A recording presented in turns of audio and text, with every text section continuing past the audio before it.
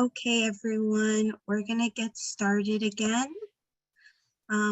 My name is Karina Arrelucea. I'm one of the founders and directors for PAS Lead, and I'm happy to have two speakers here with me today, Dr. Felucio Ogunfidetimi and Dr. Robert Smith. I'm just gonna give a brief bio on both of them. Felucio is a PA with 22 years of administrative and clinical experience in healthcare administration and urology. Felucio is the administrator of practice management for Florida Health Care Plans. He graduated from Howard University, obtained an MPH from the Medical College of Ohio, and earned a Doctor of Management and Organizational Leadership. His experience spans both inpatient hospital administration to outpatient clinical practice management while providing senior leadership oversight to PAs, NPs, and physicians. Felucio has served on multiple AAPA committees and is the current chief delegate of the African Heritage PA Caucus in the AAPA House of Delegates. He is adjunct faculty at Butler University's Doctor of Medicine Science program, and he is a well-published in national peer-reviewed journals. So thank you for being here with us today. And then we also have Dr. Robert Smith, PAC. He works in family practice at Clínicas Mi Doctor in Irvington, Texas. He is a veteran of the U.S. Coast Guard. He completed his undergraduate degree in science at the University of the State of New York, Excelsior College. He attended PA school at the University of California, Davis FNP PA program. He completed a Master's of Science at Arizona School of Health Sciences, his Doctor of Health Science in Organizational Behavior and Leadership, and completed graduate certificate in education from A.T. Still University Health Sciences. Dr. Smith is certified in diversity, equity, and inclusion by Cornell University. Dr. Smith is involved with numerous professional organizations as a fellow or in a leadership role. He is published and is an invited speaker at local, regional, and national conferences. He's a clinical instructor at the University of North Texas PA program and the University of Texas Arlington FNP program. So thank you so much on behalf of PAS Lead for both of you to be here. Just a quick little breakdown. I'm gonna allow you both to have a moment to give any additional information that you want on yourselves. And I believe Dr. Smith has a few slides he'd like to share with all of us, and then we're going to go discuss all the diversity initiatives that recently passed at this HOD conference in 2021. Felucio, would you like to speak first? Yes. Can you hear me? Yes. Good. First, I want to apologize for being a few minutes late. Today's actually the board meeting for the AAPA board that I sit on. So we had our break at 12. We just ran a little bit over, so I just kind of came over from that standpoint. But I do want to say that it's my honor to be part of this discussion. I think as we're moving forward with the AAPA and the PA profession as a whole, student engagement and student leadership, and particularly student involvement, is critical to where we need to be as a profession as a whole, but also as some of the challenges we face in terms of diversity, equity, and inclusion. So I am glad to be part of this discussion. Would love to kind of talk to you a lot about, where I think the energy that you bring could be best used, particularly as we discuss activities within the House being the primary body that facilitates policy for the PA profession and for the AAPA, but also to kind of get some information from you guys to see what you think we should be working on as a profession, as a board. As most of you may know, I was recently elected president-elect of the AAPA, but I'm going to talk to you today as my former role as the chief delegate of the African Heritage PA Caucus in the House, and how we've been able to move resolutions and policies that are specific to diversity, equity, and inclusion within the organization. So I'd really love to kind of give you guys some information, some guidance, but more importantly, hear from you as to what you think our initiatives should be and how we can continue to make sure that we capitalize on the engagement that we get from students in general. So thanks for having me. Robert, would you like to say a few words? Hi. First of all, thank you very much for inviting me to speak. Felicio, congratulations on winning the presidency. I know we're going to have a banner year in getting things done, and I appreciate that all that hard work that you've done. I did want to take a moment to let you know that the few slides that I have are not really extraneous slides, but I wanted to give you a little perspective on the background of where we are in diversity health issues from the very beginning to today, and where this is really an important part of what we're doing. So thank you very much for allowing me to be here with you guys.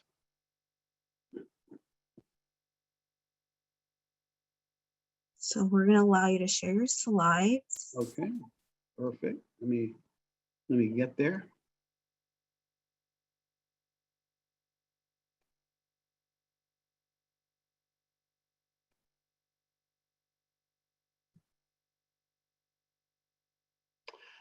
Okay, well, here we go.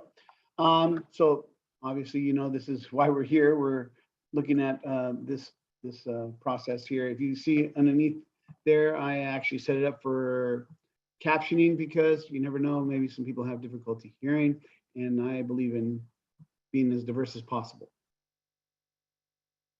So here's a few disclosures: AAPA, Diversity, Equity, and Inclusion Commission, on the Board of Trustees for PA Historical Society. I'm president-elect for Association of Family Practice PAs and Ps, it's a national organization. Co-founder, treasurer, chief delegate for PAs for Latino Health.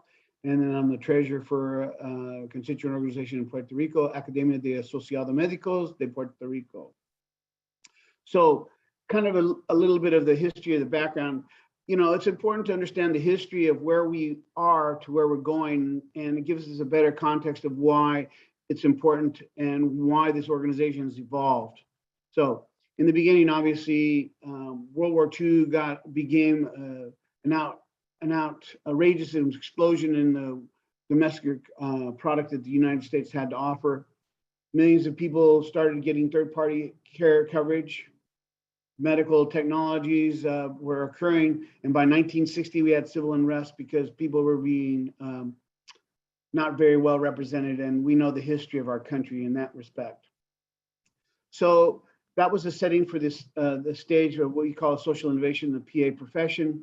By 1959, the Surgeon General had identified there's going to be a medical shortage of trained personnel, but I highlighted that the lower end of the marketplace was waning. Well, that's because if you didn't have money, you weren't getting health care. So by 1960s, the President John F. Kennedy at that point was really pushing for some social changes in our country. But prior to that, FDR and Truman had really worked on trying to get national health insurance for the country, and that never really happened, and still hasn't totally materialized to today's times.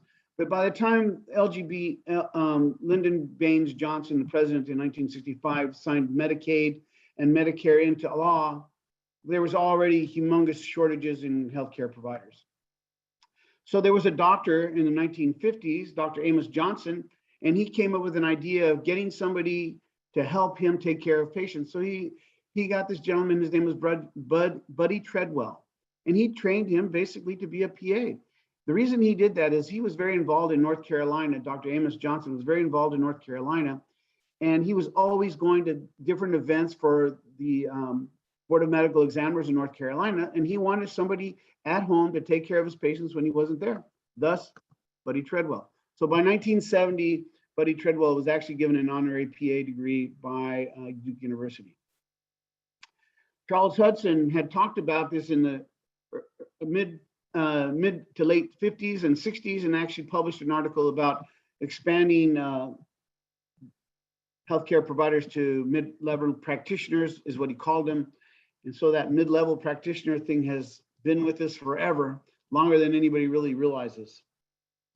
So by 1964, Dr. Eugene Stead, you're all familiar with Dr. Eugene Stead in Duke, formalized the PA program using medical hospital corpsmen from the military. Interestingly enough, he had tried that same project with nurses, and the Nursing Association basically shut him down and told him that that was inappropriate for nurses. A couple of years later, Richard Smith, who was in the medics program in Washington State, also started the medics program. So here's some major milestones that have helped shape the role and identity of physician assistants. And this is from the very beginning. So the diversity has been interwoven in the fabric of our profession, although it has waxed and waned throughout the years. There was a lot of diversity in our profession at the very beginning because Dr. Eugene Stead was really focused on wanting to address healthcare communities that were being underserved, and that was what we were supposed to do. So here you have 3 pictures of some very interesting individuals. Prentice Harrison, he was the first African-American PA. He also did lots of things in business, and he eventually settled in Houston, Texas, and had his own practice and most recently died, but he was one of the pioneers in PA zoning practices. Joyce Nichols, the first female PA, also a first African-American PA. She was in the 2nd PA class at Duke University. She was a CNA, LVN student. When she became a PA, she was the first and crossed that barrier. And then Steve Turnspeed, he was the first African-American that graduated, was accepted and graduated from the medics program out of Washington State. And that whole system exploded, and that was Dr. Richard Smith who did that. So as you can see, the very foundations of the AAPA, Joyce Nichols and Steve Turnspeed were part of the AAPA's board of directors. In fact, Joyce Nichols would go on to start the Minority Affairs Committee the following year and became the first chair of the Minority Affairs Committee. On the right there, you'll see some pioneers, John Davis, Earl Eckert, and Steve Turnspeed. And these are guys who are still around, have been involved in the AAPA. They were founding fathers for the Minority Affairs Committee. They were founding fathers for Project Access. They were founding fathers for the African Heritage Caucus. And they were really my mentors when I started PAs for Latino Health back in a long time ago. Won't tell you the date, it's that long ago. But diversity has been throughout the PA profession. And in 1979, the first caucus to start was the LGBT caucus and the Women's Caucus. And they both became fully formed by 1980. In the late 1980s, the African Heritage Caucus formed, and then following that, the PAs for Latino Health, and then PAs for Asian Health and First Nations caucuses. And there was a need, and people wanted representation for their specific issues, and that's why these groups started splintering, wanting their own representation to make sure that their groups were identified. The lady there you see on the left, her name is Brenda Jasper. She started Project Access. Many of you who are students may be aware of Project Access. Project Access is now done by PAEA, but the whole purpose of Project Access was to go into local communities during national conferences and talk to students about the PA profession. And most of the students were minority students. And that was the purpose of that. And that went on for many years until PAEA took it over. There was a Minority Affairs Committee. Those are some members of that. There's the Native American group. There's PAs that were in Liberia during the Ebola crisis. And you see that picture there. That's a picture at Howard University, and those students are famous in that picture. We also have some very firsts in our profession. Robert Wooten was the first president of AAPA. You see Karen Bass there. She was the first congressman for California. She actually was looked at for a vice presidential nod this last election cycle. And then also she's looking to run for governor, my understanding, most recently for California. So that's interesting. And then you see there on the right, this is you, because there are lots of firsts still to be happening in our profession.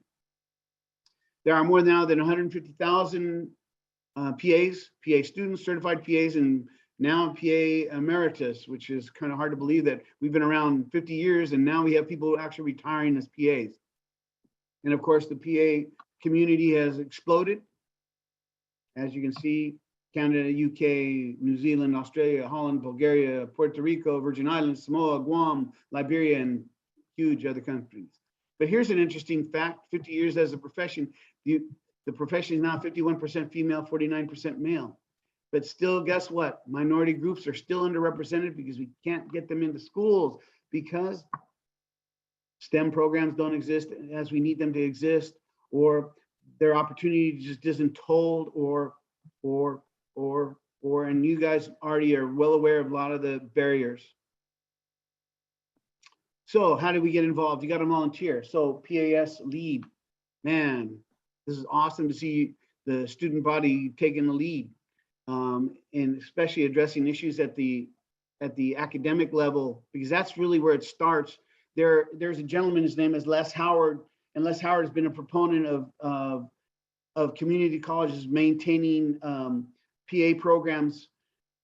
Back in the day, if you graduated from the PA program, you had a certificate. You didn't have to have a degree, just a certificate. You took an exam and you kept that certification and you were good to go. Then we went to bachelor's degrees. Now we've gone to master's degrees, and now we're talking about doctorate degrees. And as we continue to accelerate the entry level, that becomes a barrier. So it's important that you guys continue to address those at the academic level. Then AAPA and constituent groups and other professional groups and local groups. And so that's why myself and Felicio are here to talk about AAPA, SAPA, the House of Delegates. And we're going to talk more about all the different initiatives. This is the HOD policy that was put in place last year, and Felicio was there, as well as myself and other groups representing the fact that DEA had to become a strong policy within the AAPA that made the AAPA, accountable for diversity, equity, and inclusion. So that's what this policy was about.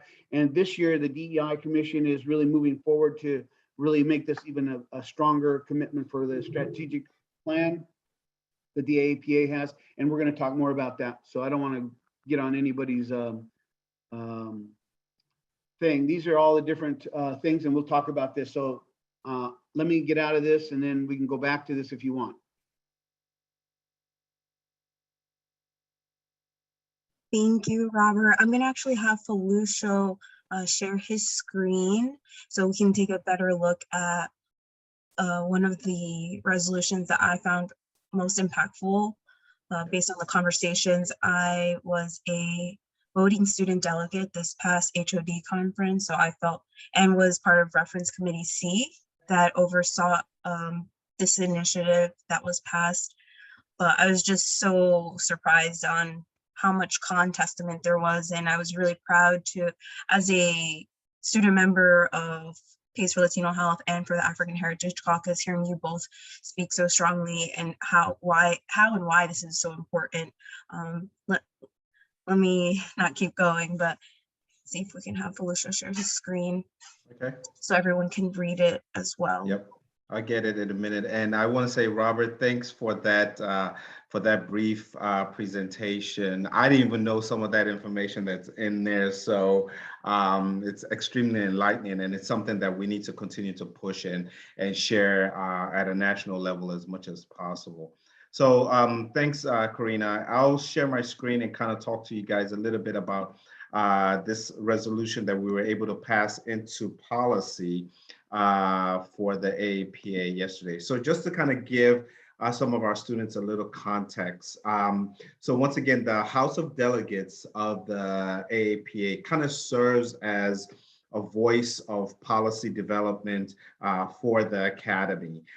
It kind of serves as a mechanism for where different constituent organizations, including SAPA, can come together, put some thoughts together in terms of policy and values, and subsequently submit that to the organization. And if it passes, then it becomes part of our culture, it becomes part of what we aspire to, but more importantly, it becomes part of who we are as an organization. So I don't need to remind all of you about some of the challenges we face as a country relating to excessive use of force by law enforcement agencies that was kind of spurred on by the unfortunate killing of George Wright back in 2020, and all of the protests that kind of emanated from that.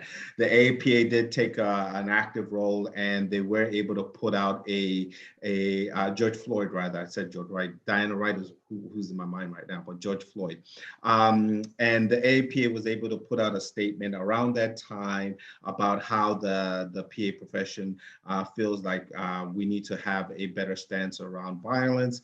At that point, sitting as the chief delegate of the African Heritage Caucus, in collaboration with the caucus, in collaboration with PALH and other constituent organizations, we felt that this is another opportunity for us to be able to put policy in place that we can now use that will help define what our true stance is as a profession, but particularly also as an organization.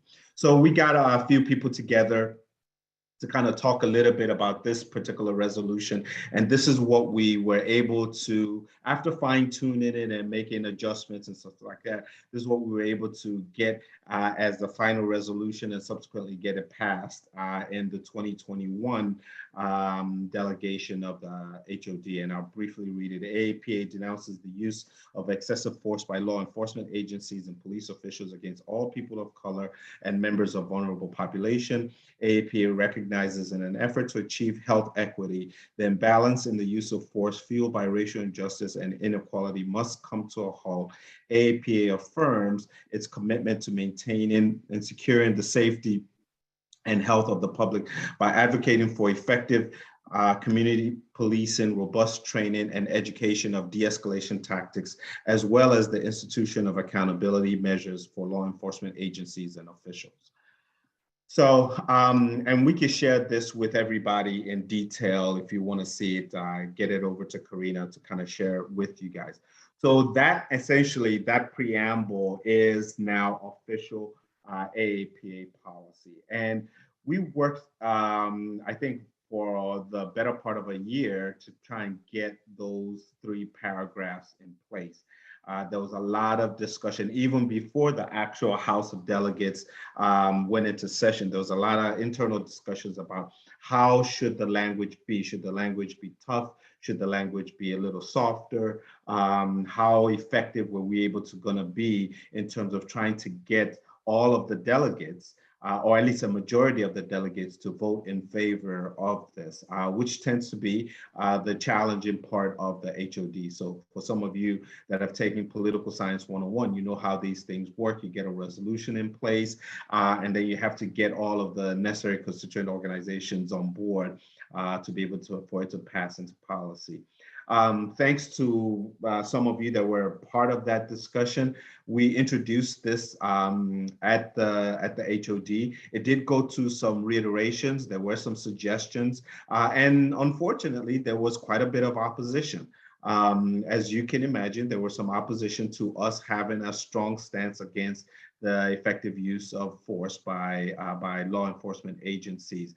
But through research, I think we were able to produce to everyone in the House the impact of law enforcement agents on vulnerable populations, and particularly minority populations and populations of color. We were able to demonstrate that this is not necessarily a knock against law enforcement, but it is a recognition of the attributes that people of color feel every single day whenever they have to have an unfortunate episode or unfortunate encounter with law enforcement agents.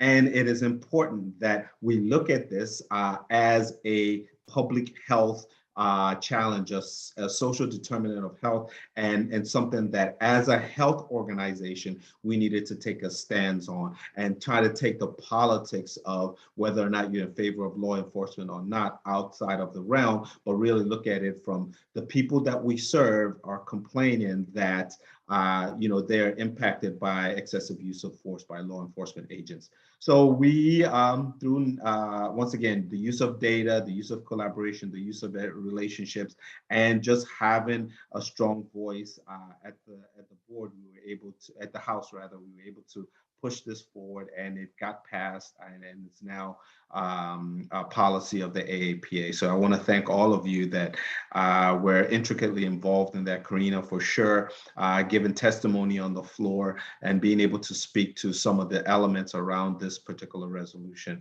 And this is the kind of advocacy that we need. And as Robert so eloquently described a few minutes ago, this advocacy has been since the very beginning of our profession. But we can't look at it as, well, we have a beginning and have an end. We're always going to be in this discussion. We're always going to mold. It is important for us to consistently have our thumb on the scale as it relates to what's going on in our external environment, and for us as healthcare providers to be aware of what's impacting the patients that we're seeing every single day.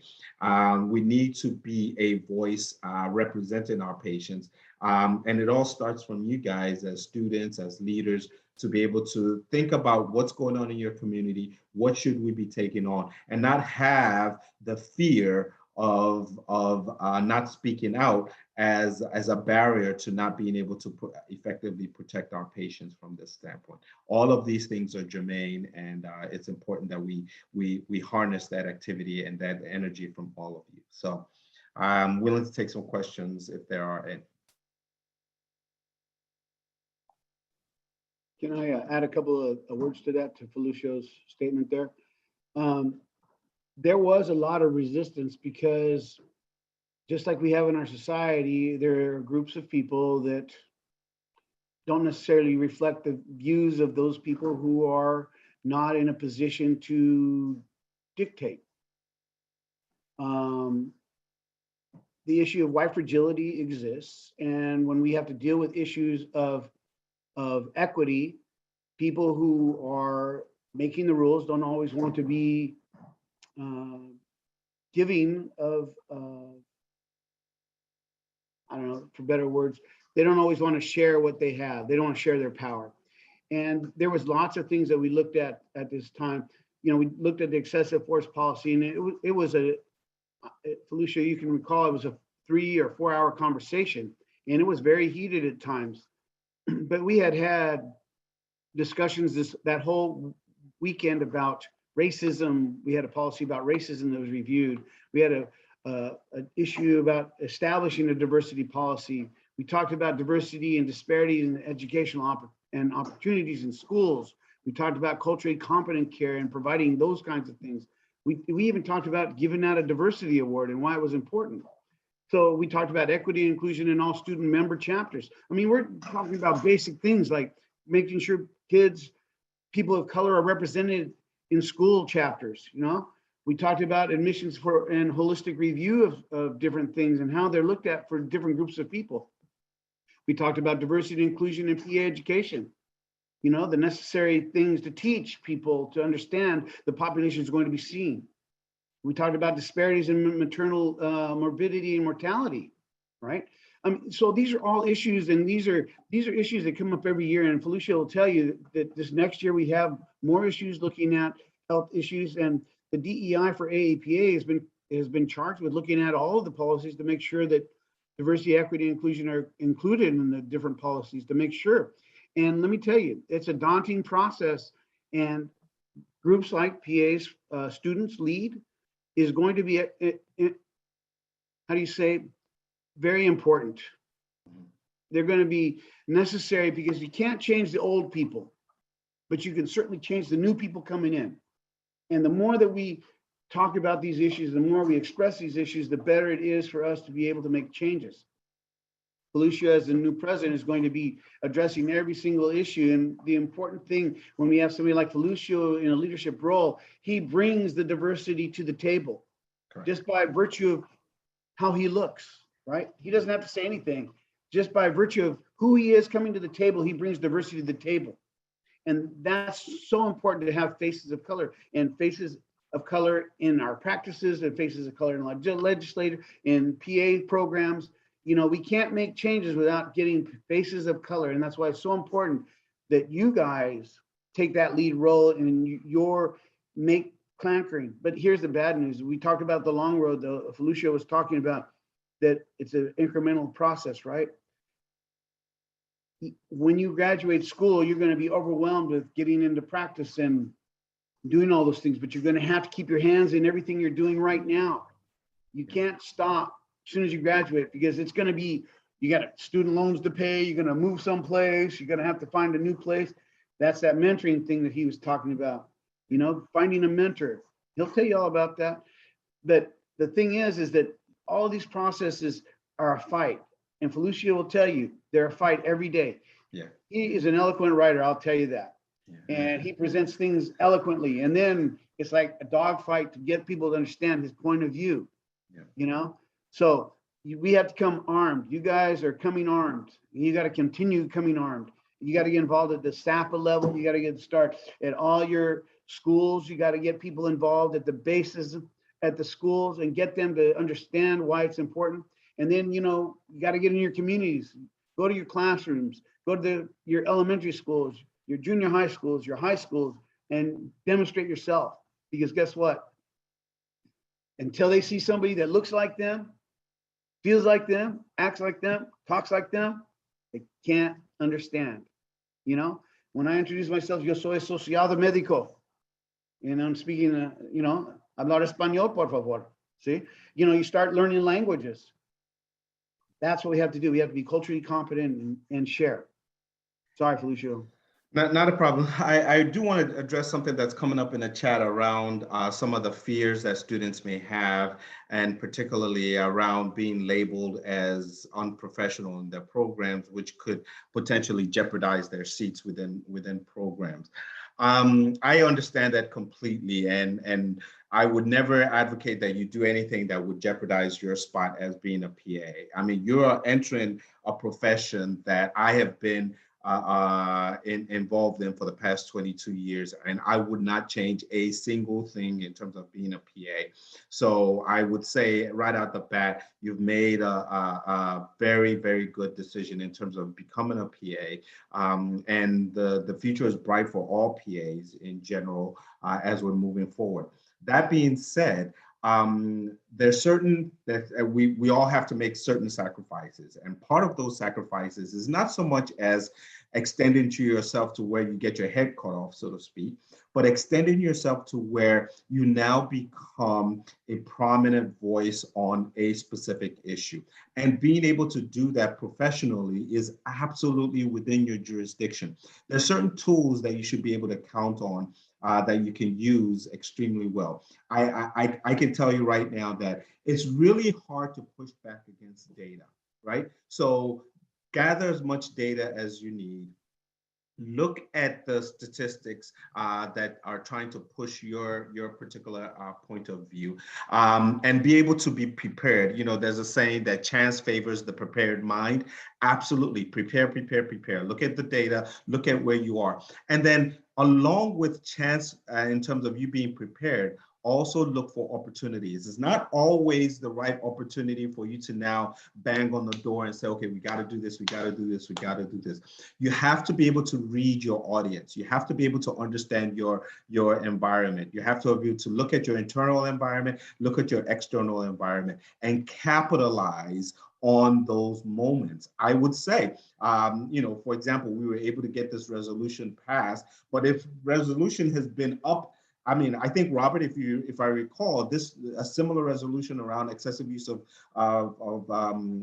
excessive use of abuse of law enforcement agents, excessive use of powers come up before in the House, and literally DOA, dead on arrival, so to speak, based on it not being the right environment, not being the right moment in time.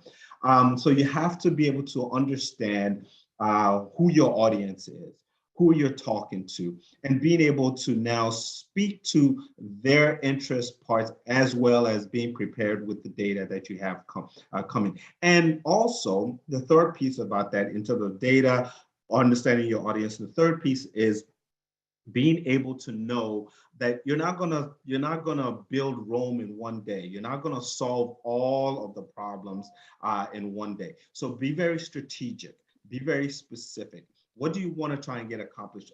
An easy one, and not so easy, but an easy one for students will be to look at your class, look at how diverse your current class is, and say, okay, what can I do? You may not be able to do anything for your current class, but what can I do to aid the upcoming class?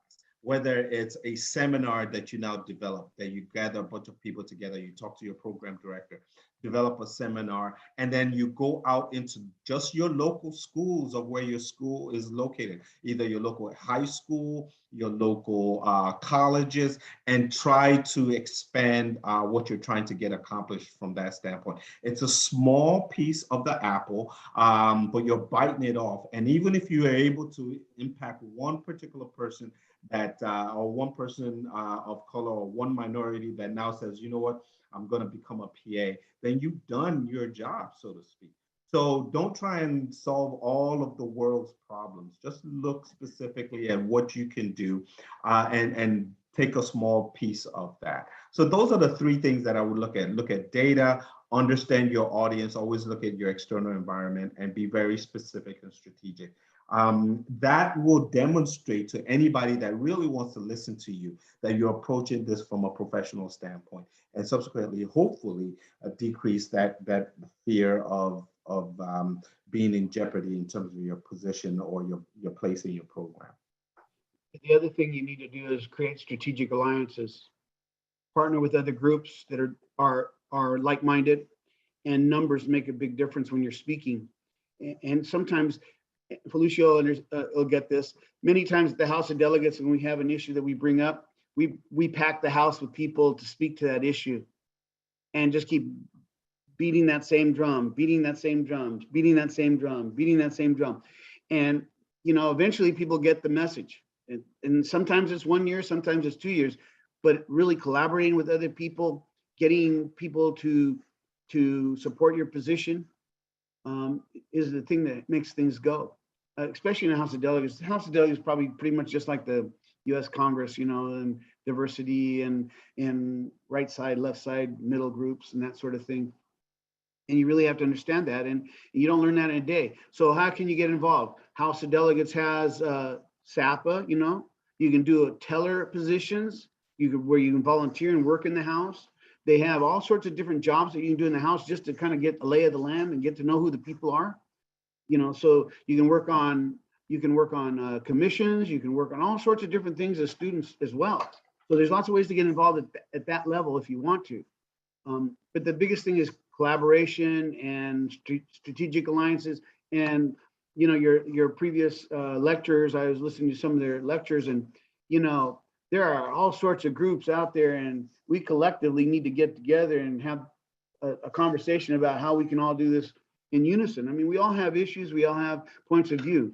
So it's collaborate. And Felicia is right. When you see an issue or something that comes up, you need to get other people. And don't be afraid in your program to get alumni PAs from your program to get involved, because they've been there, done that. They know some of the people, and they maybe can help answer some of those questions. And really, being a student is difficult, especially somebody made a point about, if you say something, are you a problem student now because you're complaining? Maybe you are. Maybe you are a problem student because you're a problem because you're not getting what you need to get your education. Don't be afraid. But it's difficult, especially when they got your thumb down and you're trying to just get through. But that's that mentoring thing. Find people in your program who have graduated from your program and talk to them. Mentorship is important.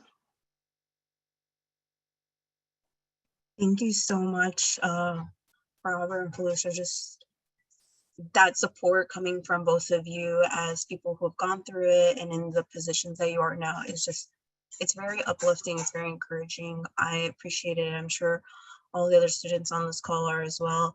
I know Liz has a question, so I just wanted to address her, and feel free to unmic yourself. Thank you, Karina, and thank you both for being here and for taking time out of your Saturdays to spend this morning with us. My question is in regards to getting a doctorate. I'm considering getting a doctorate. I've been hearing some of my instructors talk about how important it is, and the direction that the PA profession is headed into the future. So can you tell me what the benefits are to get your doctorate versus having your master's? Yes, so I could tell you, as an administrator right now, I see extreme amount of advantage to PAs getting a doctorate degree. If for any reason, now I'll tell you right up front that you're probably not going to get any more in terms of a base salary as a clinical PA. However, and this is something all you students should take away, your clinical practice probably only represents about 30 to 40% of what you'll be doing every single day from the time that you graduate, right? So you're seeing patients and those kind of things. It's only going to account for about 30 to 40% of your time. The bulk of your time is going to be understanding processes, systems. How do you get a prescription that you've written for a patient, for that patient to take that prescription, make sure that he is compliant with the prescription you've written, and to get him to follow up with you in the clinic. Those things are things that that we don't currently teach in school, but you'll have to learn on the day of, right? So it's one thing to say, oh, I have all of the knowledge. I know exactly what prescription to write for you. And as Robert will tell you, you give that prescription to a patient and patient says, thank you, doctor, this is exactly what I need. And then 2 months later, that patient comes back and it still has a problem. Say, I gave you this prescription. Why didn't you fill it? And then you sit to listen. Well, I have this, I have this, I have this, I have that. So the point I'm trying to make is that, getting a doctoral degree at least broadens your horizon on multiple levels so that you're able to now be in a better position to be able to navigate the practice of medicine, so that you're in a better position to navigate the business of medicine. You're in a better position to be able to understand what healthcare really is, and understand that healthcare is so much more complex than writing a prescription for blood pressure medication. And I don't mean to minimize it in any kind of way, but we've been practicing for quite some time, we struggle with this all the time.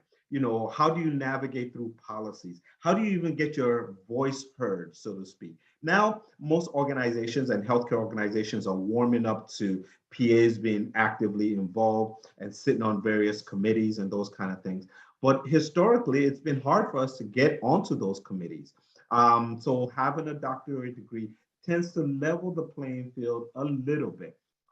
Gives you a wider variety. It may not give the person you're talking to any more respect for you, but you now have a wider range on how to approach that person that's right in front of you. Whether that person is a CEO, whether that person is an administrator, whether that person is a physician who sits on a critical committee or a critical board that you need to be able to get into in terms of advocating for your patients. So it gives you that opportunity to have a wide variety of activities. And one of the things that was critical on my platform is really looking at expanding non-traditional roles of PAs, being able to get PAs on a wider variety of roles and responsibilities, and having a doctorate degree absolutely facilitates you. I mean, there's just a wide range of things, and I won't bog you guys down, but things like research and being able to be part of basic science researches, all of that is facilitated by a doctoral degree. So I would absolutely, if you can, I would absolutely encourage it from that standpoint. So let me chime in on that a little bit also, Felicio. So for me, I've been in clinical practice most of my career. I've not been in a big corporation or an academia situation. The reason I got a master's degree is because I wanted to make sure I was competitive for licensure around the country, and NPs coming out of school had master's degrees. So I wanted to make sure I was competitive. The reason I ended up going to getting a doctorate for myself was I had applied for the Minority Health Committee for the United States. And guess what? Everybody that's selected was a doctor. They said, hey, very nice. Thank you very much. Have a nice day. Even though I had been doing minority health for 20 years, I could not get to the table because I didn't have the credentials. That's why I went back to school. On a personal note, as you go to school and you do the doctorate level, there are all sorts of doctors, doctor of health science, doctor of medical science, and you're like, okay, which one? Doctor of medical science, PA studies, and so forth. And they're starting to come more and more and more, and eventually it may become the entry degree. Now, something to think about. We're the only profession that is not a doctorate level. OTs, PTs, STs, athletic trainers, optometrists, and so forth and so forth and so forth. We're the only one that's not. We are getting paid as well or better than most of those people, honestly.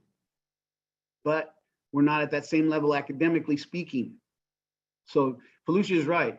It's going to open some doors in different arenas for you. You spend 15 years, 20 years, maybe you want to go into research. Well, the doctorate programs teach you how to do the research. And also, guess what? When you're looking at science, you understand if it's junk science or real science. Then you know what's good science, what's bad science, what's right, what's wrong. And then when you're educating your patients, you got that. So do you need a doctorate? Not yet. But I bet you if I was putting my money down and we're going to Las Vegas, I bet money we're going to need to have that doctorate. Look, you got a guy there, Felicio, who's in charge of an organization, who's super duper head of charge of everything. He's a doctor. He gets at that table and he's talked to doctor when he's at that table, because he's got that credential. When you're in academia, you're a doctor, you're a professor. You're not an assistant professor, you're not a clinical instructor, you're a professor. If you want to make a change as a minority student for other people around your world, get that doctorate. I know it's a pain in the butt. And you don't have to do it right away. Go do clinical and pay some of those loans off. Eventually, you're going to have to get there. I will tell you, taking a break and going back to school is difficult. And then you're married and you have children, it's more problems. And then your married children have a business, more problems. It's, if you can buzz through right now and take it, because eventually you're going to end up deciding you're going to do it. And guess what? It's going to be more challenging. So he's right. It's opportunity. Don't limit yourself. This just opens the door more for you.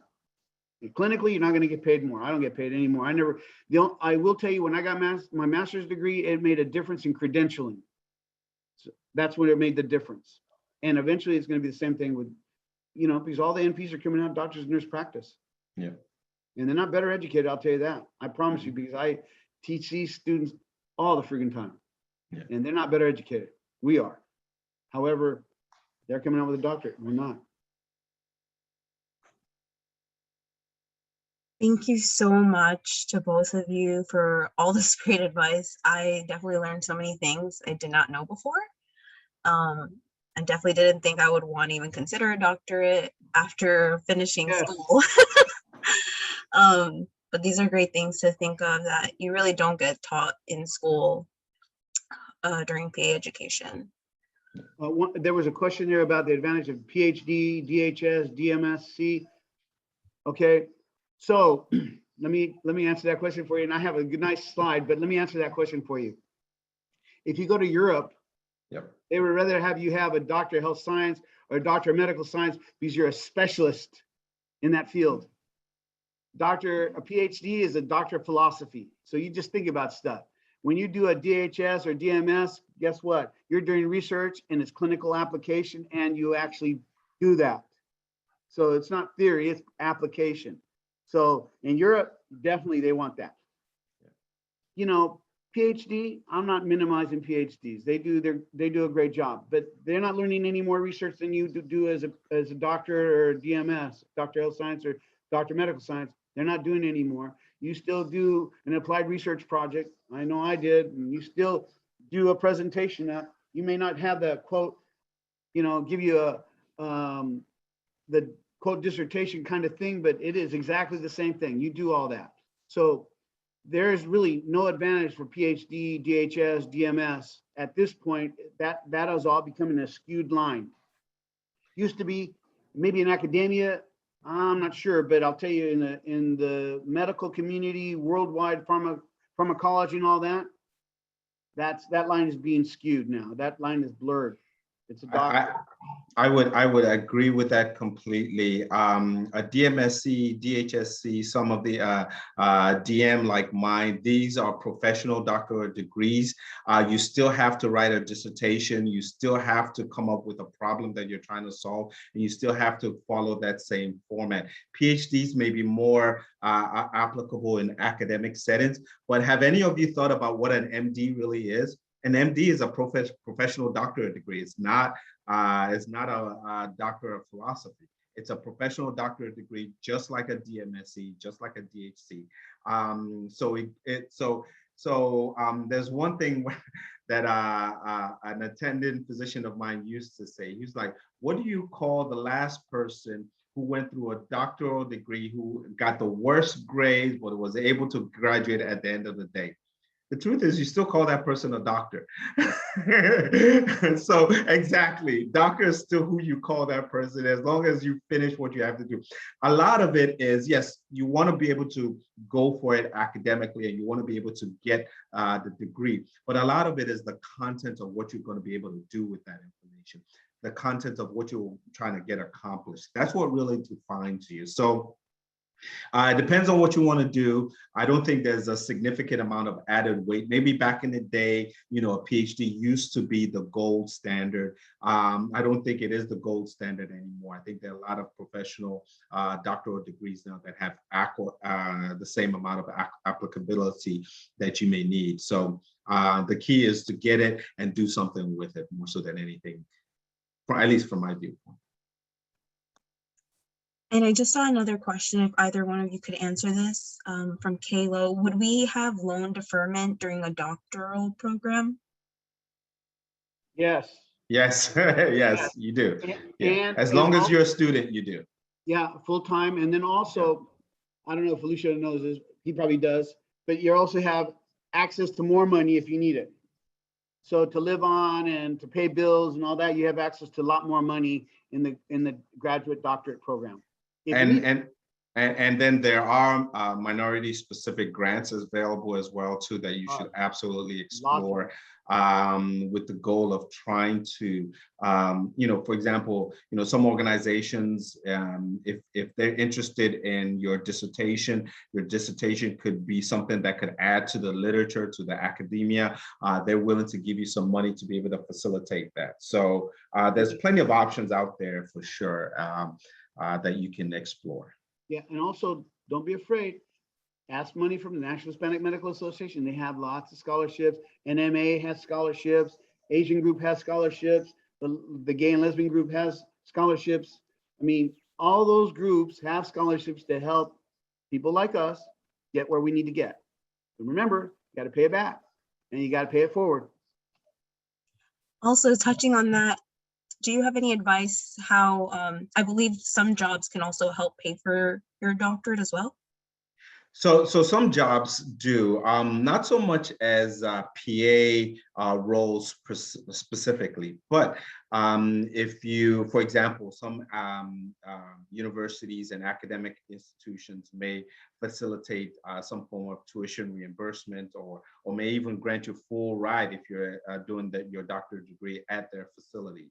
So that's helpful. Some health organizations will do the same too. If you have for example, if you sit on a major committee and you can make a good proposal that by you getting this doctorate degree, you'll be able to benefit. Some hospitals, most hospitals and health systems have an educational tuition reimbursement policy that they give $3,000 to $5,000 or so. And some of them don't have to be very specific as to what you do. As long as you maintain certain grade levels, they will give you that money, and they know that ultimately it'll benefit them. So don't limit yourself by not thinking that those don't exist.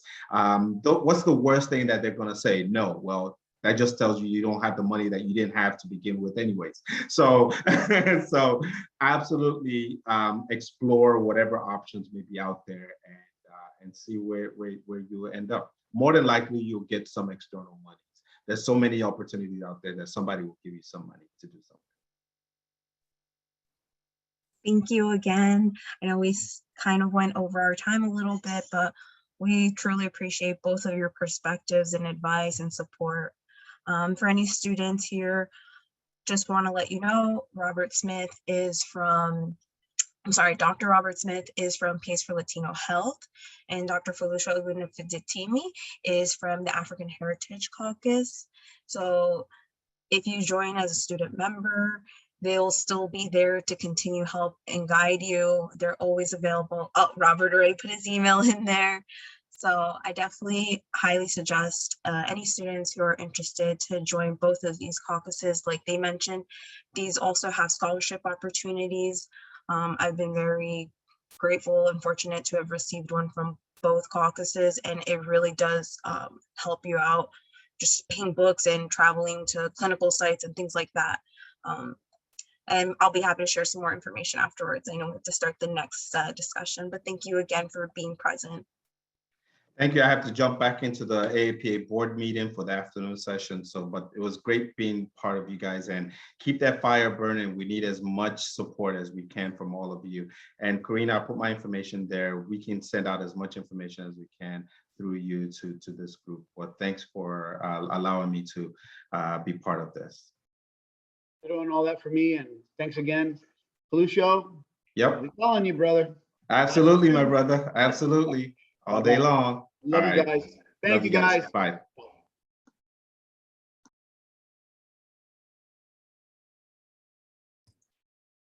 Hello, everyone.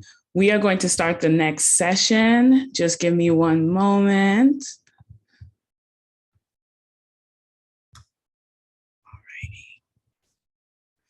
So good afternoon, everyone. Before we get started, I just want to say for privacy purposes that we will be recording this panel discussion. And thank you for attending this afternoon, the Student Advocacy and Leadership panel for the PAS Lead Conference this afternoon.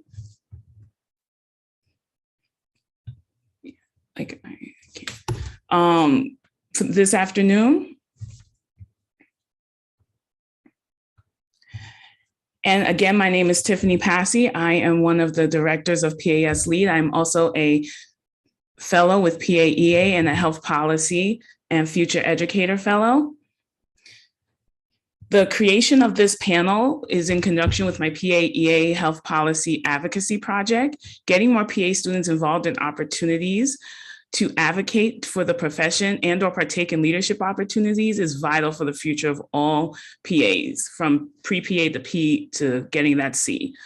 By giving PA students, especially those who identify as BIPOC, access to other PA student leaders who are involved in leadership and or advocacy, I want to break down the barriers that may prevent students from getting involved in these opportunities. Hopefully, hearing from our panelists today will motivate the next generation to get involved, as our two previous speakers talked so highly about. We want this session to be as interactive as possible. So after the panelists introduce themselves, if you feel comfortable, you can use the raise your hand feature and speak, or you can put the questions in the chat and we will ask our panelists. I am going to allow them to unmute, get themselves ready, and they will introduce themselves.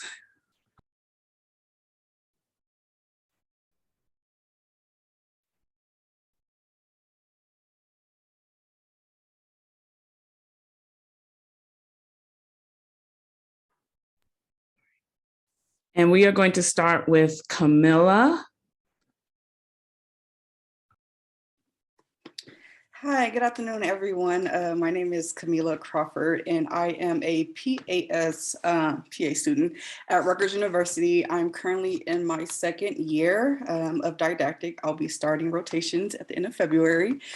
So as far as for my positions, right now I am the treasurer of our PA student body at Rutgers. So it's called RUPAS. I am also, along with Tiffany, a PAEA student health policy fellow as well. I am also a recipient of the National Health Service Corps scholarship. And then lastly, I am on our service learning committee at Rutgers, our PA program as well. Hi, good afternoon to some, morning to others. I'm on Mountain Standard Time, so it's still morning for us. But my name is Natalie Crump. I am the current president-elect of the Student Academy of AAPA. And prior to that, I served as a delegate to the House of Delegates for Student Academy as well. I am a new graduate, so I graduated from PA school last month and passed my board. So now I'm a PAC, which is pretty exciting. Getting through credentialing and starting my first job, I'm going into OBGYN. And I'll start that at the beginning of this year, in February. So I currently, those are just my two roles. I didn't have a role so much on my local student society, but chose to sort of take it to the national level because I saw more of a need in that regard. So pleasure to be on this panel with you guys. All right. Good afternoon, everyone. My name is Cabral Moorhead. I am Actually, I've served as the president of the inaugural class of physician assistant students at Morehouse School of Medicine. I'm also a new grad PA as well. Be taking my boards next month.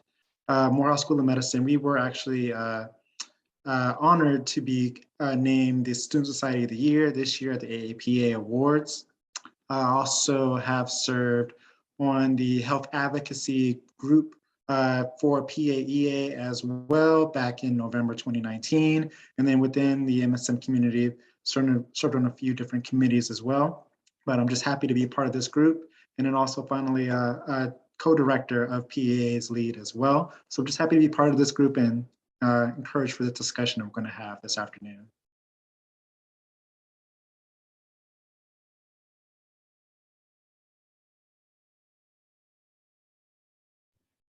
Alexandria.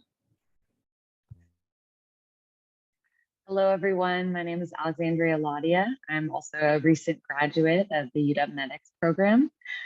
I previously was the WAPA state representative for our class and class leadership, and that encouraged me through PA's lead and my participation as a PA's lead director to seek more national opportunities.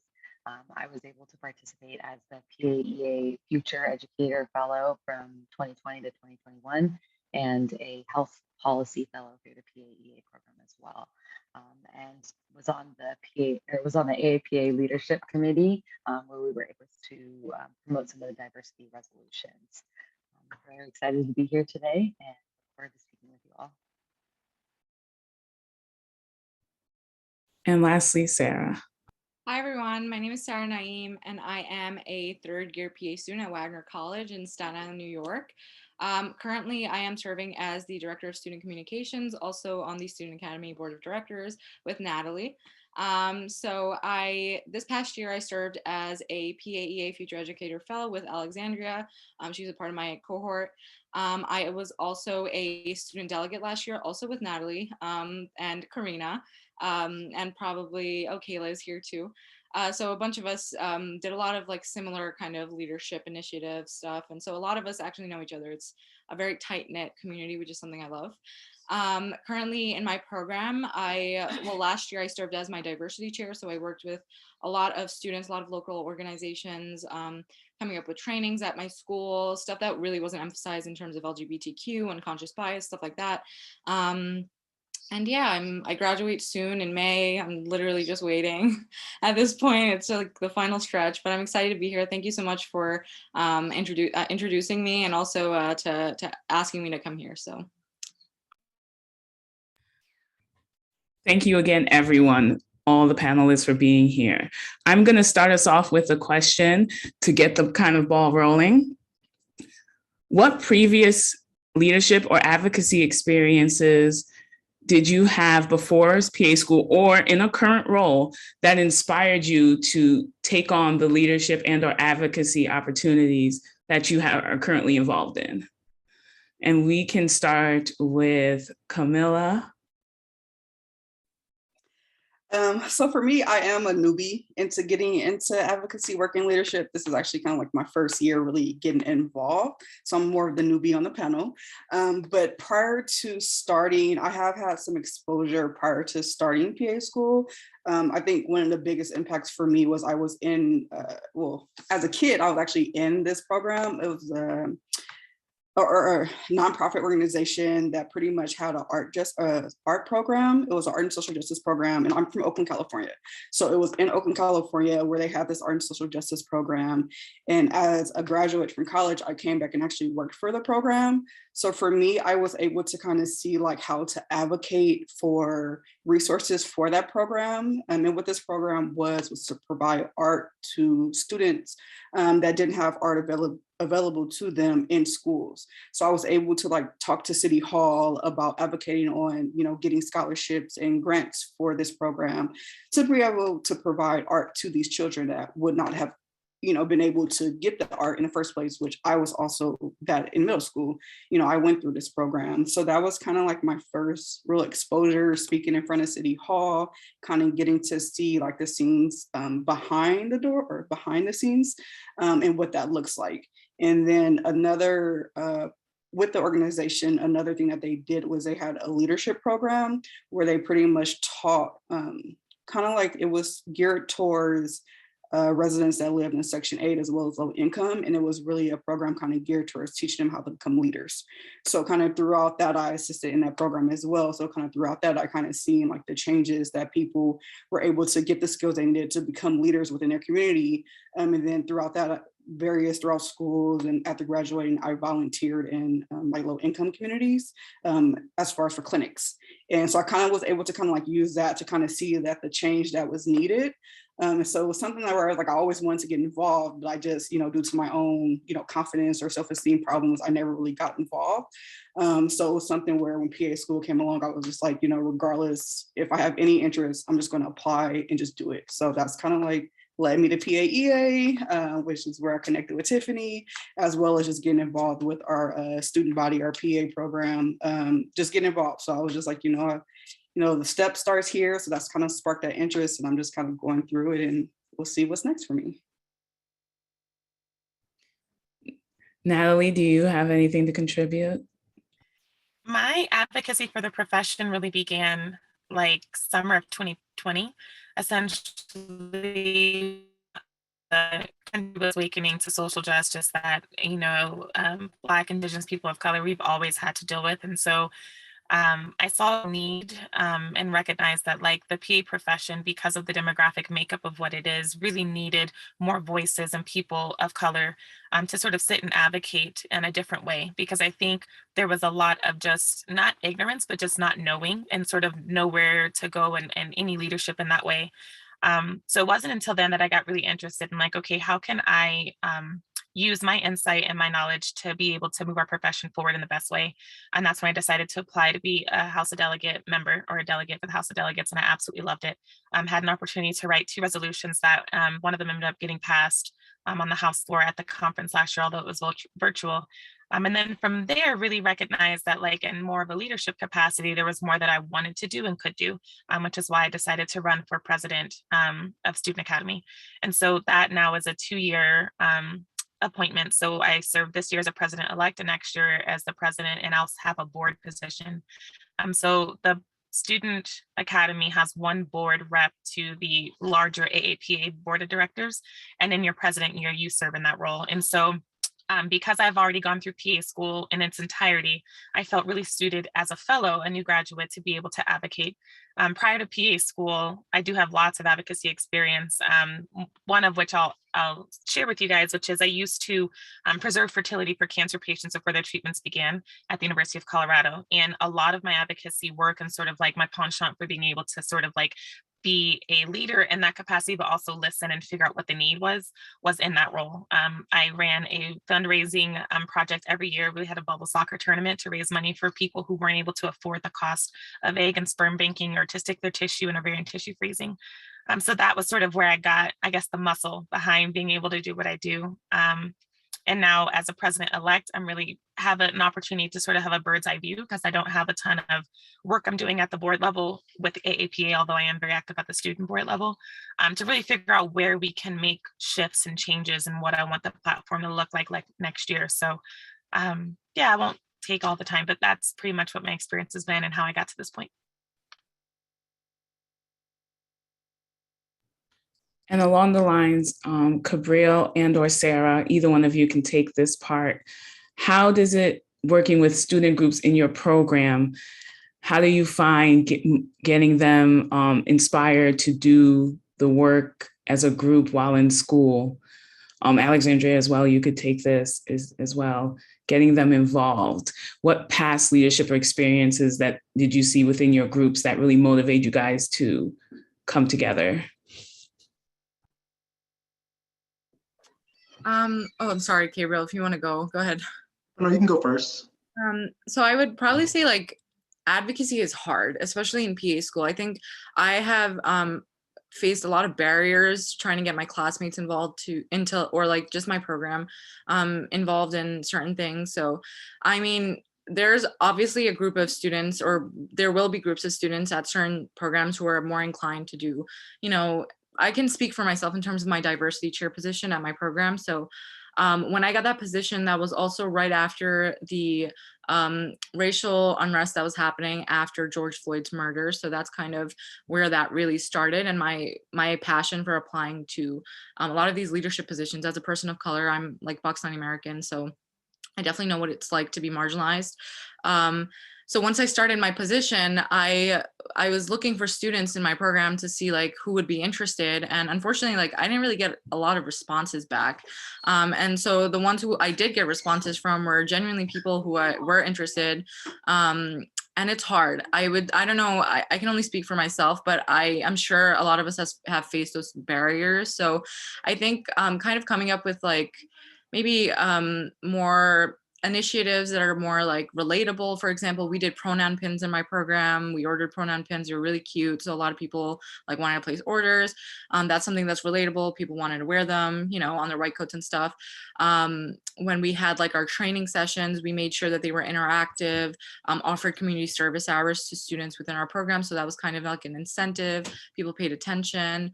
And like, I guess like really trying to do things out of the box. It's really hard, and that's like the only real thing that I can tell you. It's not easy getting students involved, especially for, you know, how we are. We want to just get through PA school, most of us, you know, we want to like, PA school is hard. So like getting through like exams and all, on top of that, doing stuff for the profession and it's extracurriculars. People aren't prioritizing that, and that's understandable. But you know, being more innovative, kind of thinking out of the box, talking to your peers, having like conferences like this is a great way to gain inspiration. So that's basically my goal as like my current position as director of communications. I want to know what students want to do and what they like, what ideas people have, because I can't come up with every idea in the world, you know.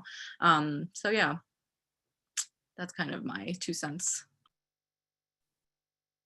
Yeah, I would say that my experiences, I agree with a lot with what Sarah said. Actually, I'm more so not trying to like make every single idea yours or like make sure that you're doing everything all the time, because PA school, like you mentioned, is very difficult, very challenging in and of itself. It's more so for me, just making sure that finding the right opportunities that my classmates and I could participate in, and then just really just making sure that there was a mutual sense of respect and dignity between all of our classmates. That way, I wasn't presenting ideas as, oh, this is the best idea possible, you know, we're going to do this because I said so, and more so like, okay, this is what a direction I think we could go in. Where's some ideas, where's some suggestions on how we can possibly compromise on this. That way we can, you know, make sure that we get as much involvement as possible and get the greatest impact and an effective involvement from it as well. And so really just trying to make sure that no, my classmates understood and saw me as not just somebody who was just directing them to do things, but also saw that I was actually doing it myself. So anytime that I presented an idea or event, I made sure that it was well understood that, you know, if I'm gonna say I want people here at 10 a.m., I'm gonna be there at 10 a.m. doing the same work that you're gonna be doing. We're leaving at 12. I'm leaving at 12 too. And I'm not just going to send people out there and then just kind of sit back and watch and take all the credit for myself. I'm going to be there doing the work, and then it's our credit. Every single thing that we did, I made sure to present it in both groups in and outside of our MSM and Atlanta community as MSMPA did this. You know, the executive board for our class did not do this. The whole entire class itself did it. So just making sure we recognize everybody's commitment and involvement, that made it feel as though it was ours and something that we owned versus just me or a group of 4 or 5 people. Super. Thank you, Cabrile. So this seems like a common theme that Sarah brought up and Cabrile took over. And Alexandria, I'm going to let you start with this, but how did you balance your leadership activities and PA school? I know a lot of people here are like, how do you balance both? How do you do that? So Alexandria, I'll let you go first. I wish I could say that it was easy and there's some magic formula for it, because if there is, I would love to know it. But honestly, it's just about like prioritizing what you think is most important. And that can change day to day. Sometimes prioritizing what's most important is that test that you have tomorrow. That's very real. But in the grand scheme of things, I found that I often had to kind of adapt to where I wanted my focus to be and where I needed to put my energy. And that can mean that, your project for your PAEA fellowship is kind of taking over, and that's where you're getting both your creative outlet and you're feeling fulfilled in like your advocacy and community outreach. And I think that taking that time to have these projects and taking the time to do leadership both within and outside of your program actually kind of gives you energy in a lot of ways. PA school is really draining, right? So being able to kind of like get recentered in why you're doing it, why you're here, what your goals are, and how you foresee this not only helping you, your program, your classmates, but also kind of how this is going to have like that ripple effect and how these dominoes are going to fall, because it's not just you and one other person that you're interacting. People see what you're doing here today. We're connecting with each other. We may have had spheres overlap previously, but we are now building this network that is going to help us in our future careers. We're all colleagues now, and we're going to have future opportunities to be the heads of these tables and help raise these voices for each and every one of us. So I think that having that mentality really helped me recenter when it was hard and when you're up at 3 a.m. studying for your exams. So I can't say that there's an easy way at all. I wish there was. Natalie? I was going to echo all the sentiments that she said, because it's not easy to manage both, but I think it can be done. And I also was on the call listening to Dr. Robert Smith when he was speaking about like getting your doctorate and just like the time it's going to take, and you'll have other personal priorities that come up. Life doesn't stop because you went to PA school, and it's just not going to stop when you become a fellow or when you're in your career as well. And so I think this is perfect training ground to be able to handle and like practice managing both. I'm not ever saying that, PA school is a cakewalk, because it is definitely not, especially, having gone through school, a lot of us like either peri-pandemic or in the pandemic, like we've all sort of been very much affected by things that are very out of our control. And so one of the things that I do most often is I prioritize what's important. Right now, I'm sitting in a car outside of a middle school because my youngest son has a basketball game. So as soon as I'm off of this call, I'm running into that middle school to watch his game.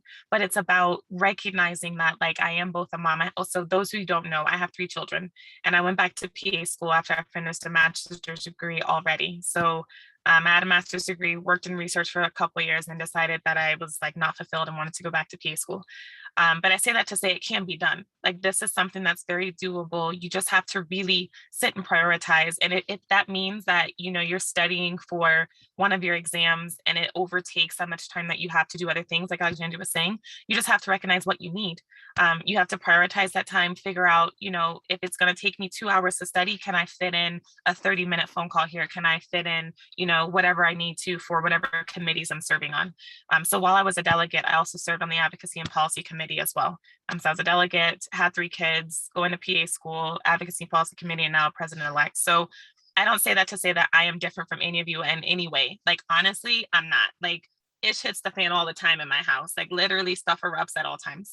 But if you have, like Alexandria was saying, this very centered about why you're doing this, what impact you want to have, and sort of where you want yourself and your impact to be 5 years from now, like where is the bigger goal? As long as you can keep that in mind, it makes it a lot more easier to put in the small steps along the way to get there. Because it's not about attacking the mountain as you see it.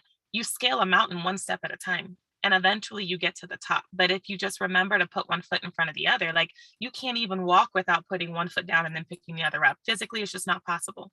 So just remember to take things stepwise and break it into meaningful and manageable chunks, and you'll do it. And we all need you. Like, let's just not be very, very like we need all of you to be advocates for the profession in so many ways. So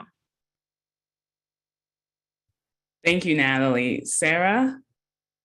Yeah, definitely echo exactly what Natalie and Alexandria were saying. But one of the things that I always hear from students who are interested and they are asking me about either AAPA positions or PAEA, a lot of these positions do emphasize that education is important. So like whenever I had an exam or something that was going on and I knew that I couldn't attend a meeting or I couldn't do this, they were very flexible and they worked with me. So I wouldn't let that hinder you on even applying, you know, because things happen.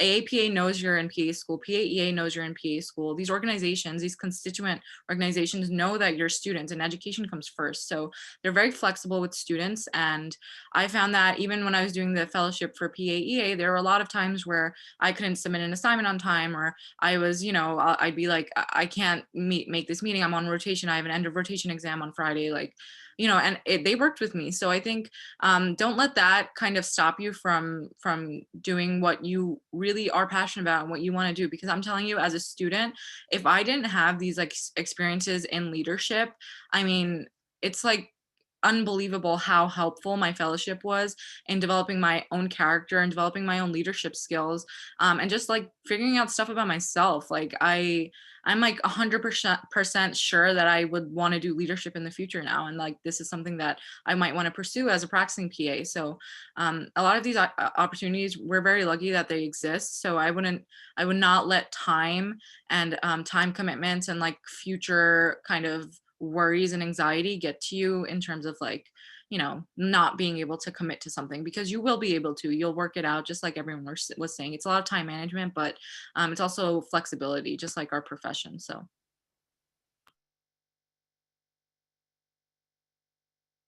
Thank you, Sarah. And along with that, you tie into my next question kind of perfectly. Like, doing these positions has allowed you to think about doing leadership into the future, into your career. So in terms of leadership and or advocacy, and Camilla, we'll start with you.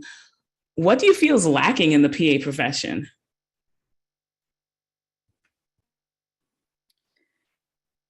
I think for me, one thing, and this is still something like I'm still figuring out too, so I'm not sure if I personally have the best answer for this just yet, because since I am kind of starting out in this role and still kind of learning the things and learning the profession myself. But one thing I can say that kind of comes to mind is really just, and again, I can't speak for all areas, but I know for me, it was just kind of like, you know, growing up, I didn't know what a PA was. And I think it's really just that promotion, even at, you know, in the underserved communities, because I come from a low income, you know, community. So kind of like having that even before college, like high school, middle school, kind of having that education advocacy on what a PA is to kind of introduce the profession a little bit more to, you know, students, because all I knew was a doctor. And even at that point, I didn't even really know what that meant. So it was just really kind of like having that, you know, there for students before college to be able to know what a PA is. And then I think another thing that kind of popped up in my head too is like having more access at like historically Black colleges, being able to have like these PA programs available to students that may, you know, that may want to, you know, the reason that they apply to, you know, historically Black colleges, you know, being able to apply to PA schools as well. So that's kind of like the first thing that kind of pops in my head for me. For me, it's diversity of voices. When you get into leadership, when you get into, you know, really who runs the direction of the profession, there's a very big gap in diversity in terms of like demographic, socioeconomic, like where you come from, languages. Like there's just such a different LGBTQI. Like there's so many different voices that need to be at the table, because I think the profession should reflect in its leadership what our patient population looks like. And we just don't have enough of that. There aren't enough of those experiences to help influence decisions that are both like culturally competent and conscious about sort of some of these issues that maybe that's not your lived experience, but it does affect not only the population that you treat, but also those of us who are also within this profession. So I think that is a huge need. I also think that the interface of, like you all were saying, the PA profession with like early career, either at the high school level, all the way down, is definitely necessary as well, to sort of like not help move the profession forward, but to give us more face time.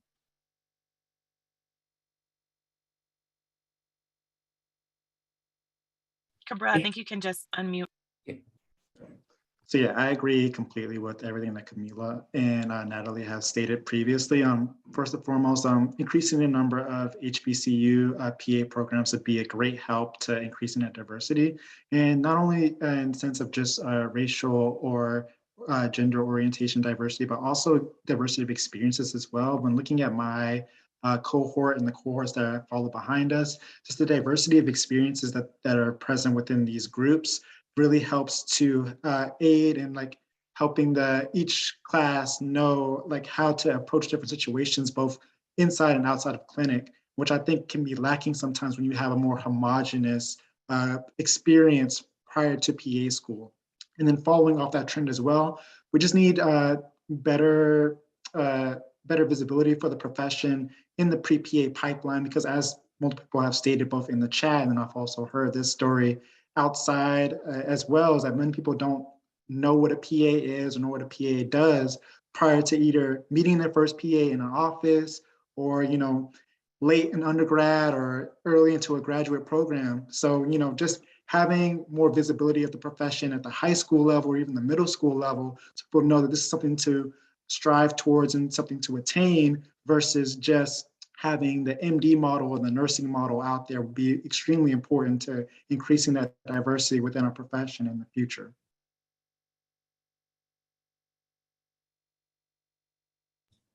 Alexandria, I don't know if you want, or Sarah, if you want to weigh in on this, sharing both of your experiences, especially during clinical rotations. Yeah, I mean, I echo what everyone has said. I think what everyone has said is exactly what I see a lack of. And I'm in New York City, so this is like diverse central, but my program is not diverse. Let me tell you I mean, my undergrad was very diverse. I went to school in Manhattan, so, you know, big undergrad school. But then when I got to where I go to school now, it's very white. I am one of the very few people of color in my class.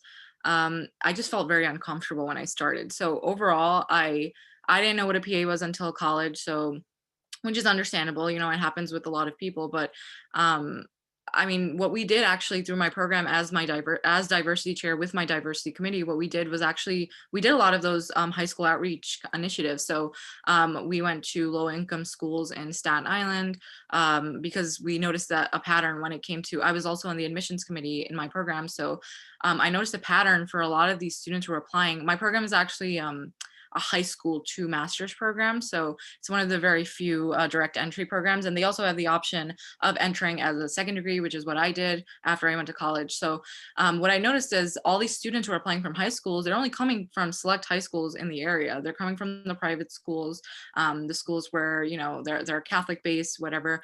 Not the public school that I went to, not the public school my sister went to. These schools are in low income majority POC areas. So what I spoke to my director at my program, who's also a woman of color, and I said, listen, like, can we reach out to those low income kind of schools that, you know, I grew up around in my neighborhood or whatever, and see and introduce the profession and kind of have those outreach, which is exactly what Project Access does. So we did that. We actually ventured out. We went to Jersey in another school that was a technical high school, also vocational. They didn't really know what PAs were, so we did a lot of that. But, you know, it's possible, and I think that's super important, having that pipeline. A school that does a really good job with that is USC. So if any of you are interested, they have a really good pipeline program to get inspired on how they like reach out to local communities and stuff. So yeah, I would use like, that's a great example, reaching out to students, even at the undergrad level. That's also, I do a lot of that. My undergrad school, I have students reaching out to me through LinkedIn. And I was just talking to someone, I was on a call last night for like an hour, and this girl had no idea. She was from the Bronx, very low income. She didn't know what a PA was. And she's like, you know, can PAs prescribe medications? And I'm like, oh gosh, I'm like, we are gonna have a conversation. So I spoke to her for a whole hour, and she was just, by the end of the call, she was like almost in tears. She's like, I can't believe, I'm like, she was like, I have no mentor. I don't have anyone I can speak to. And mentorship is so important, you guys. Like, when I tell you, mentorship is everything. If I didn't have a good mentor when I ended up finding out what a PA was in undergrad, I would not be where I am today. So I think it's our job on this call to serve as mentors, at least the ones who are in PA school. I think all of us are in PA school, but, you know, serving as mentors for our communities and communities of color, that's really important. And it makes a difference. Trust me, just the feedback I hear from these students, it makes me want to cry. I'm like, oh gosh, like I'm going to be that person for someone else. Like, so yeah, it's really like a humbling experience, and it makes you feel good about what you're doing with students who also came from nothing, which is exactly how I experience life. So Thank you, Sarah. Karina has a question. I'm going to let Natalie answer it first because I know she has to go to that game. And I don't. Hi, everyone. My question is, Camilla touched on something I think is really important to highlight it, which is like self-doubt. Like you think like, oh, maybe I can't like fulfill these type of duties and things like that. And especially PA school being so short with usually around 27 months or so. What kind of advice do you have for students who want to get into leadership but have no leadership roles like in their, let's say, resume, CV, whatever, like something that you did, maybe reach out to somebody who was in those positions, or because not everyone gets elected in something for their cohort, like the president or vice president. So you think I might not be able to even get these positions because so many people are going to be applying. Like, any advice you give to students right now? I would say my biggest piece of advice is you've done something. If you've made it to PA school, there is something in your background, in your resume, something that you participated in, had a hand in that you can highlight. When I applied, I didn't have any previous experience in a quote unquote leadership capacity because, again, I said I wasn't going to participate in my local leadership because I just wanted to fill PA school out for the first year and I just didn't want to get in too hot and heavy. But as it progressed and I found that I had more time, I was like, well, what can I use? So I wouldn't take the formal route as the end all be all, because I think when we look at applications and we're assessing like the HOD applications that come through, or those who want to be on committees, it really is just your passion and what experience you have as a passion, like as an ambassador or like a champion of something. If you have the skill set to be a champion of something, then you have the skill set to be an advocacy or an advocate for this profession in that way. So I wouldn't take the leadership role requirements as something to sort of back off from or have some imposter syndrome about, because really it's just, can you show up consistently and be an advocate for the profession in this way? And whatever role that you're in, can you do that consistently? And will you have a passion for it that sort of will promote it outside of just the board that you're on or whatever capacity you're in, but also outside of the profession? I, like Sarah, I am the only Black graduate. I'm the only person of color pretty much to graduate from my cohort. We have other ethnicities. So we had like a girl who was Hispanic, another girl who was Indian. We have a couple members of my cohort who were Asian, but as a Black person, I was the only one. So that feeling of isolation is very real. And so, second to Sarah's point, having a mentor and connecting, like having someone that you can connect to, whether it's us on this panel or someone else in your cohort, is so important, because you don't want to feel like a fish out of water or feel like you're not supported, because you are. Like, we're all here very much to sort of like help support you, push you along the way. You ask me any question you want. I give free advice all the time, because there's just no other way to make this profession work outside of being a collaborator and not wanting to have like some sort of second end approach. Like, no, reach out to me, whatever your questions are, I'm happy to answer them. Obviously, I'm crazy busy, but I'm here, and we all are here to make sure that we are moving it forward in the best way that we know how. So don't let any of that deter you guys. I definitely would apply and just use whatever experience that you do have and highlight it. I'm going to bow out. I'm so grateful to have been on this panel with such amazing people and to be able to speak to all you wonderful PA students. Every time I have an opportunity, it just makes me so happy. Literally so happy. I would miss half a game every single time just to be able to be here and speak with you guys. So I'm going to leave my Insta handle in the chat. I would leave an email, but I don't know which one to give because they're all a mess right now. My inbox is stupid. So just hit me up on IG, and I wish you guys nothing, absolutely nothing but the best. Congratulations to all the new grads as well. And I'll see you guys later.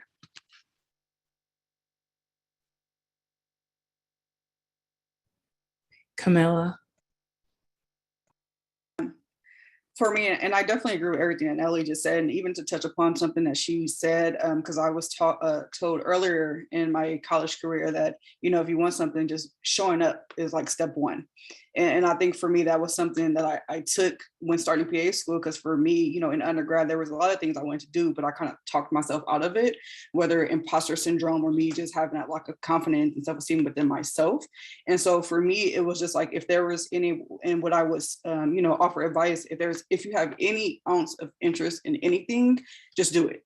Even for me, for example, with the PAEA, when I came in, we had, I think, broke out in groups. I was like, ooh, like, why am I here? Like, can I, everyone's doing all these amazing things. And I was like, for me, even showing up and listening and getting inspired and getting inspiration from others, whether me not being able to, know what my next step is, But even sitting, coming to events like this, hearing other stories, like that inspiration kind of helped me, like, okay, I know there's a need out there. Like, I want to be able to provide. So I would say just do it, and, reach out to people that's in those positions, ask them questions. Like Natalie said, like, we're all in this together at the end of the day. We're all, in my eyes, we're all a big family that's working together. So I would really say, like, reach out, but never just, reach out is the biggest thing I can say, and just know that you're capable regardless. Like, you got the PA school, you're capable in my eyes to do anything. So just know that.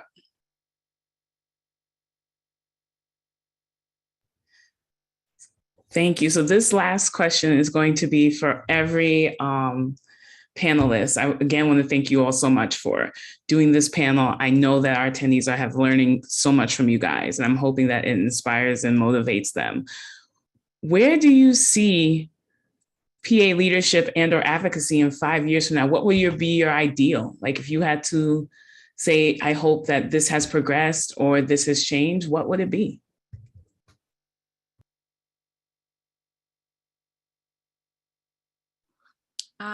I would definitely say like diversity and retention. I mean, that was actually my topic that I presented at the PAEA Education Forum this year, was kind of looking at how diversity impacts retention rates in education overall. So I wanted to make sure that, or just like take a look at if diversity in your class and your faculty impacted if you stayed in that program or not.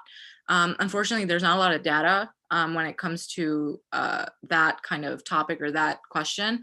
So that's something that I really want to know. I want to make sure that there are more diversity initiatives, that more people are applying, more people are aware of the profession in low income communities of color. So that's kind of what I would like to see in the future. For myself personally, I mean, I already know I'm probably going to stay and end up in leadership somehow in some capacity, whether it's local, it could be state level, national level, whatever, because I like doing what I do and I like speaking to people and to students. So hopefully we do have more of these conferences, seeing a lot of you guys at like AAPA and like seeing you guys out in public and doing your thing. That's what I would like to see, at least. So, I mean, that's just like, personally, I think diversity is like my bread and butter. That's what I always focus on. So yeah, I have to agree with Sarah. Diversity is my bread and butter too. Like to see many of the same things that you just mentioned, and also I'll probably put a little bit more focus for myself on just more PA instructors, PA program directors, PA, and more diverse PA leadership as well, just because it's hard for individuals to imagine things sometimes if they don't see it in front of them. Like if you don't see your course director being a person of color, or your program director, or the president or vice president or president-elect of AAPA, PAEA, stuff like that, being a person of color, then you won't imagine it as possible, or it's less likely for you to be able to imagine it as possible. So I would just like to see more people of color in those positions. That way it's easier for people to kind of see this concept and see, okay, this is something that not only can I be a PA and like help my community, but I can help on a national level, or I can help on a program level and stuff like that. So that's what I like to see for diversity initiatives and also PA leadership in the next 5 years. I agree with what Gabriel said, as well as just Sarah. I think as well for me, it was kind of just having that diversity in leadership, even as far as like school administration as well, because I feel like that is something big to be able to see someone that you can, identify with. And for me, that was kind of big, in school for me as well, just being able to connect to someone and speak to someone in a different manner where I can connect with them that I may not be able to connect with another professor on that level. And I think that kind of helps as well with that. For me, it helps with that imposter syndrome. And I feel like getting help with that will prolong at least me and others further in our profession as well, being able to take on these leadership roles, these advocacy roles. So I think, diversity, especially in this education, is something that I would definitely like to see in the next 5 years. Absolutely agree with Camilla and Sarah and Gabriel. The only thing that I would add in addition is that I think really cementing these pipelines, as Camilla has mentioned, and as it's kind of been reiterated throughout this whole thing, essentially really focusing on ways that we can create STEM pipelines from the beginning, ways to get actively involved as PAs in our communities so that we are visible leaders outside of medicine as well. I think being visible leaders in community nonprofits and local education, that in turn will shape how education essentially how education is evolving. So we won't be having conversations about critical race theory because it will just exist. That is my ultimate goal. And it's not going to take 5 years. It's going to take probably 10, 15, 20. But if we're looking at things and teaching things through like a social justice lens and discussing social determinants of health, even early on, and framing our education system in understanding these complex societal issues, then that in turn with these pipelines, I think will have a much larger impact, both in medicine and in our communities.